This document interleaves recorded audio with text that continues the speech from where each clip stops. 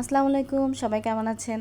আজকে আপনাদের জন্য একটা গুরুত্বপূর্ণ ভিডিও নিয়ে এসেছি। আগে একদিন কিন্তু ড্রেসিংয়ে ছাপ তৈরি করতে হয় কিভাবে সেটা দেখিয়েছি ছিদ্র করে। আজকে আবার দেখাবো। এই যে ড্রেসিং পেপারটা দেখাচ্ছি, দেখে নিন আপনারা ড্রেসিং পেপারটা কেমন হয়, কী ধরনের হয়। এটা আপনারা আপনাদের ওখানে যে কোনো সুপার শপে বা হচ্ছে যে কোনো দোকানেই পাবেন। যেই দোকানগুলোতে হচ্ছে কাগজ, কলম, বোর্ড, খাতা এই ধরনের জিনিসগুলো বিক্রি করে। তো আমি এটাতে এখন ছিদ্র করব। সুইটাও দেখিয়ে দিয়েছি যে আমি কী ধরনের সুই ব্যবহার করেছি। কারণ সুইয়ের যে সুই যদি অনেক বেশি আপনারা মোটা নেন, সেক্ষেত্রে কিন্তু ছাপ খুব হচ্ছে বেশি পড়ে যাবে। তখন হচ্ছে ওইখান দিয়ে কাজ করার সমস্যা হয়, প্লাস ওয়াশের সময়ও সমস্যা হয়। আর সুইটা যদি একেবারে চিকন হয়, সেক্ষেত্রেও কিন্তু আবার ছাপ খুবই সামান্য পড়বে, কর্মীরা বুঝতে পারবে না। তো এই জন্য একটা মিডিয়াম মাপের সুই আপনাদেরকে নিতে হবে, এবং ছিদ্রটা কিন্তু একটা নির্দিষ্ট দূরত্ব রেখে করতে হবে। একেবারে খুব ঘন হলে যেরকম ছাপ খুব মানে বেশি পড়ে যায়, তেমন হচ্ছে অনেক বেশি দূরত্ব হলেও ছাপটা ভালো পড়ে না।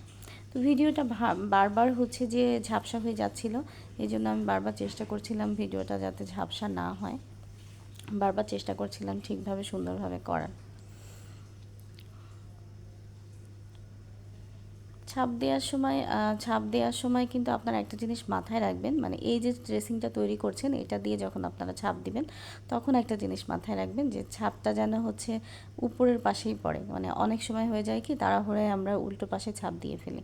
তো উল্টো পাশে যদি ছাপ দেন, নিজের ছাপটাও ভালোভাবে পড়বে না, প্লাস হচ্ছে ওই ড্রেসিংটাই কিন্তু নষ্ট হয়ে যায়, পরে ঠিক করতে অনেক সময় লাগে। তো এটা মাথায় রাখবেন। আর ড্রেসিং তৈরির সময় যেরকম এই যে খুব ঘন নকশা আসলে ড্রেসিং করলে ছাপটা খুব ভালোভাবে পড়ে না।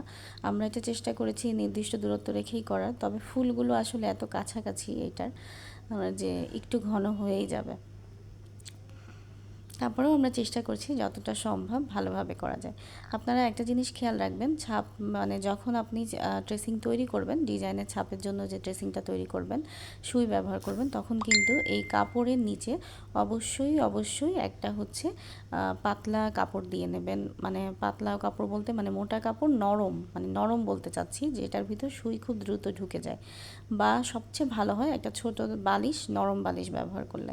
আমি যেরকম একটা নরম বালিশ ব্যবহার করেছি, যেহেতু নিচে তুলা থাকে, তো ওইটার ভিতর খুব সুন্দরভাবে সুইটা গেঁথে যায় এবং উঠে আসে।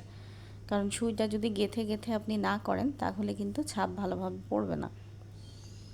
তো এই বিষয়গুলো মাথায় রেখেই কিন্তু আপনাদেরকে কাজ করতে হবে। এবং যারা এই ছিদ্রগুলো আসলে মানে নকশা ছিদ্র করে, সবসময় করে, তারা কিন্তু আরও দ্রুত করতে পারে। আমি যেহেতু সবসময় করি না, এই জন্য খুব বেশি ভালো হয়নি। তো এই যে আমাদের নকশাটা হয়ে গেছে, এটা দেখিয়ে দিচ্ছি, দুই পাশই দেখিয়ে দিলাম যে কেমন